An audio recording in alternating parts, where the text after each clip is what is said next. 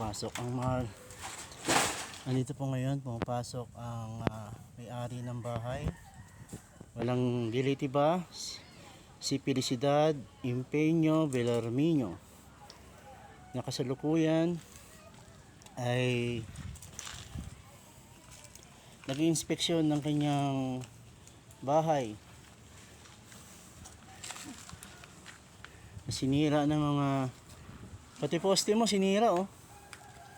Sinira ng mga loko-loko. Humanda kayo at darating na ang panahon na para sa inyo. Asan na yung kulungan? Ha? Ayos na yung kulungan. Ayan. Ayan po. Ayan, ha?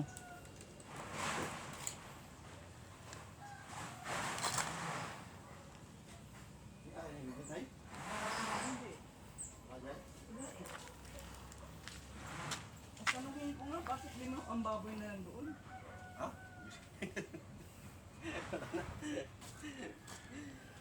Nakawala eh. Nakawala. Oh. Wala na. Lima na lang ang baboy. O paano yun? Dito na lang sa kanya. Ito po yung naging problema.